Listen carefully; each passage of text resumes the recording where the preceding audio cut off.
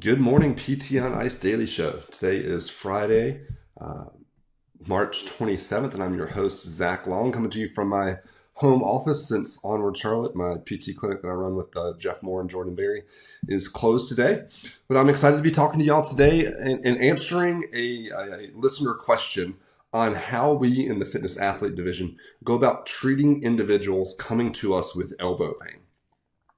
So I see quite a bit of this working in the CrossFit population, a lot of medial and lateral epicondylgia.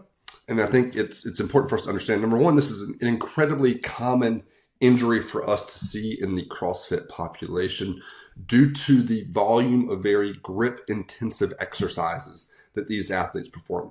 So they're doing barbell work, they're doing deadlifts in the Olympic lifts, they're doing lots of kettlebell swings, which are very grip intensive, and lots of gymnastics movements. So pull-ups, muscle-ups, toes to bars, etc. And that combination creates a huge amount of training volume around the muscles of the forearm. And so, again, commonly, this is an area that I'll see injured. And so when it comes to managing this after you've determined that it is truly elbow pain, those tendons being overloaded rather than a cervical radiculopathy, I think that the first thing that we always want to address in this case is training volume. And we need to look at what's been happening in those individuals' training. Have they recently started to do a little accessory work on trying to improve their cleans, for example?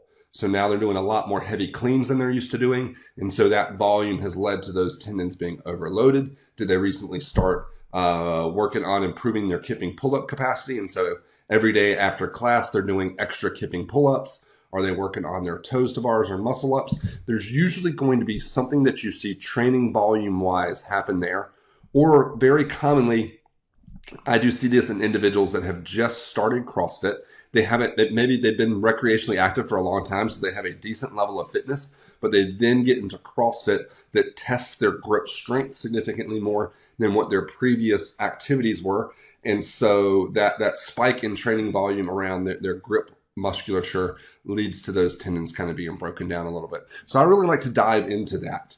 And one thing that we'll see a lot nowadays in CrossFit gyms is where, while programming used to always be constantly varied functional movements performed at high intensity, now we see kind of this meshing together of that constantly varied mindset of CrossFit and traditional periodization.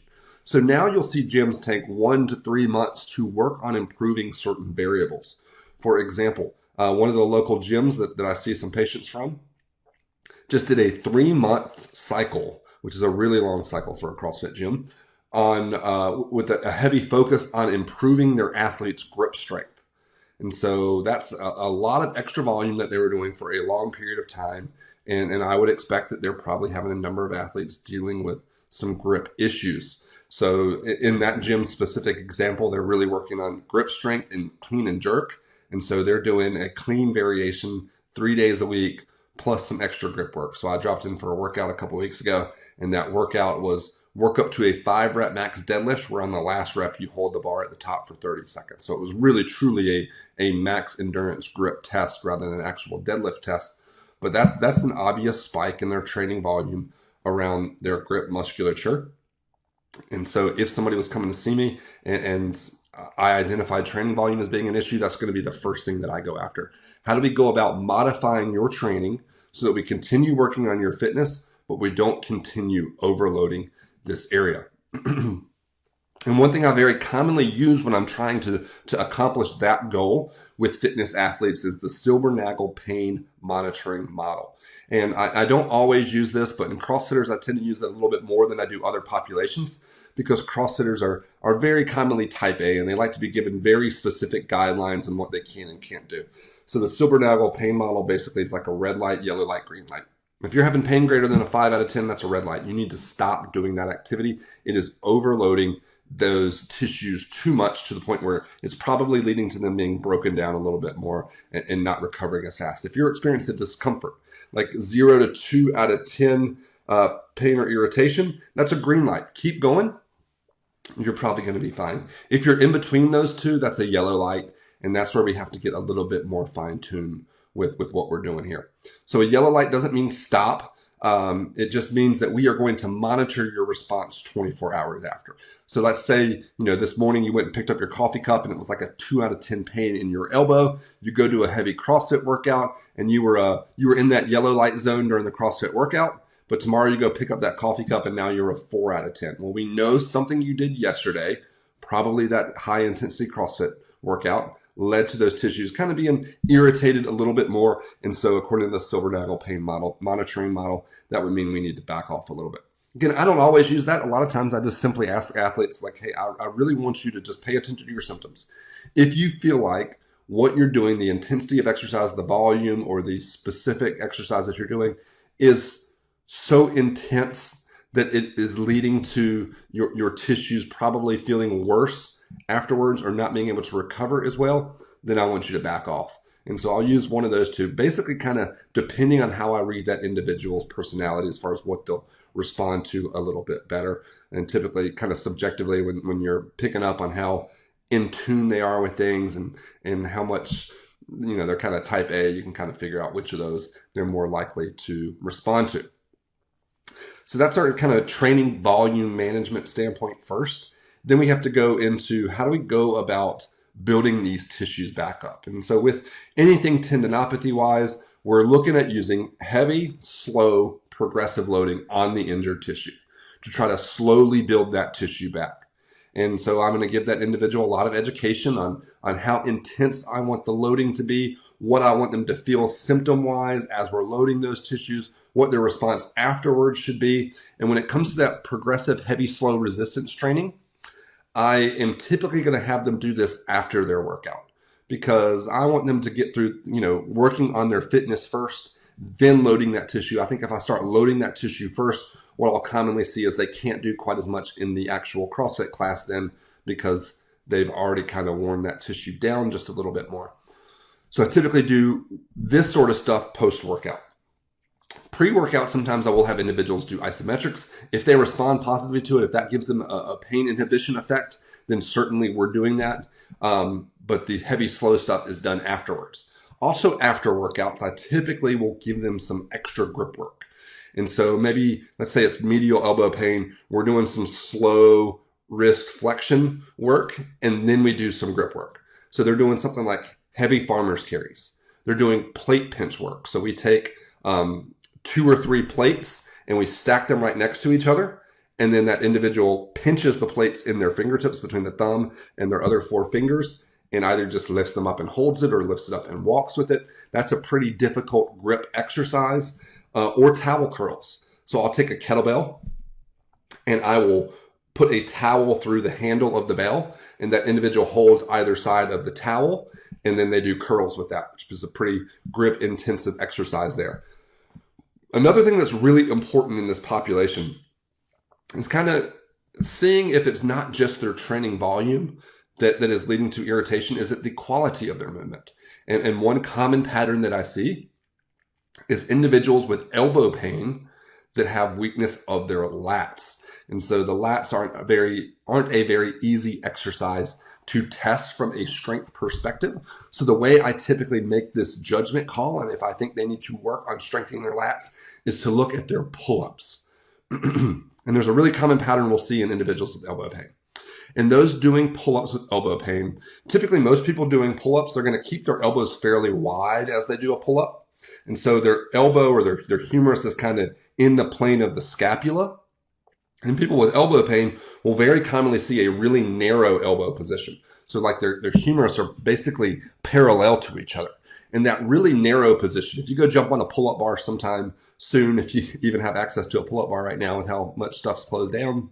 But if you jump up on a pull-up bar and you do a pull-up with your elbows really narrow, and then you go do a pull-up with your elbows very wide, you'll feel that really narrow elbow position is a lot more work on the forearm and bicep musculature. And you'll kind of understand why sometimes those individuals that pull that way end up overloading their elbow. And typically, like I describe the forward elbow position pull-up as you doing a bicep curl to get over the bar. And typically that is somebody that's going to have relatively weaker lats compared to their arm musculature. So if that's the case, if I see that, then that is something that to me is very, very important to get after.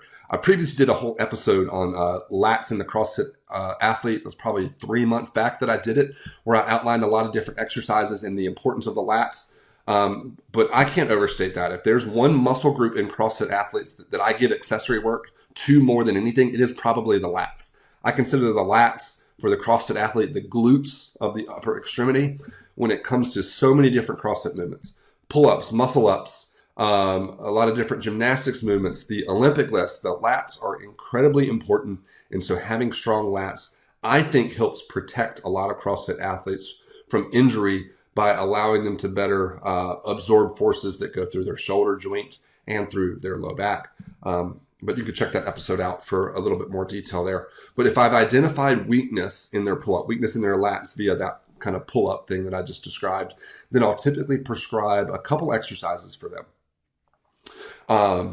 So banded lat rows are probably one of my go-tos. So we're doing a 3-point row. So that individual's bent over. They have one hand resting on a box or a bench. The other hand is holding a dumbbell, and they're doing a row with it. But instead of just the dumbbell providing the resistance, we also have a resistance band. And that resistance band is resisting their shoulder extension. And what that ends up doing is creating this really arcing type motion in their row. And that combination of the dumbbell weight or kettlebell weight and the band just absolutely fries up the lats. And so I really emphasize when they're doing this to pull their elbow back to their side rather than thinking of pulling their hand back. Because again, if those individuals are used to doing pull-ups with like an arm dominant movement strategy, sometimes you'll have to get a little fancy with your cueing there to get them to really feel and engage their lats in these movements. But once you do, like some light bulbs click in these individuals and they'll say, oh man, I've never felt this muscle work before. So band lat rows are probably my favorite. Two others that I regularly prescribe are straight arm pull downs. So we attach a band up on a rig high above, arms straight, just doing pull down with it. And by keeping the arm straight, we're taking the arms out of the equation. So it helps to isolate the lats a lot. And I also do a lot of wide grip pull downs. So we set a resistance band up on a rig, but now it's perpendicular to our body. And we're pulling our elbow down to our side. And for those individuals that want to pull to the front, this forces them to go out to the side. And that then becomes a really good lat isolation exercise. Now, if I don't think that they have lat weakness, then I typically prescribe just some accessory arm work. Maybe we do some extra bicep curls or some tricep extensions. And really what I'm looking for when I prescribe that is just to increase like a little local muscle pump. So not only with tendinopathies do we have, some of the breakdown of the actual tendon themselves, but we also obviously have some chemicals sitting around in there that are keeping that area maybe a little bit more irritated. So if I can dilute those chemicals a little bit by having them exercise both globally by doing their CrossFit workouts and locally by doing something like bicep or tricep work, I'm going to do it. So we do some bicep, tricep work just to pump blood in that area and kind of dilute some of those substances. So the way I'll basically package all of this together over the course of a week or an individual day is that individual does their isometrics before going to CrossFit. After CrossFit, every other day or 3 to 4 days per week, they do this loading protocol. So I'll basically set it up into a rehab EMOM. If you've been listening to the podcast for a while, you've heard this concept multiple times, but rehab EMOM is rehab every minute on the minute. So we set a 9-minute timer. We're going to have 3 exercises that we rotate through. Minute 1, we're doing that heavy, slow resistance loading on the injured tissue. Minute 2, we're doing some grip work. So we're doing a heavy farmer's carry or that plate pinch or towel curls. Minute 3, we're either doing some lat isolation work or we're doing some bicep tricep work. And so then I've got it just packaged up really nicely so that they get through this really rapidly. The couple days a week that they're doing it post-workout, they just have 9 minutes of work and then they're done with it. So that's typically how I see this going. Obviously, I just progressed to heavier and more intensive exercises over the course of their treatment plan. In the fitness athlete division, we are very adamant that when somebody's dealing with any sort of injury, we don't stop them from training, we modify their training. So there's also typically a lot of discussions here on how to alter certain exercises. If some things are very painful, like if pull-ups, for example, are always significantly painful, we'll have a long discussion on what are some other options you can use to continue to train that movement pattern or those muscles without continually irritating that tendon. So hope that helps you understand a little bit more of our mindset when it comes to treating tendinopathies, especially tendinopathies in the elbow. Stay safe and healthy during these crazy times. We'll talk to you next time.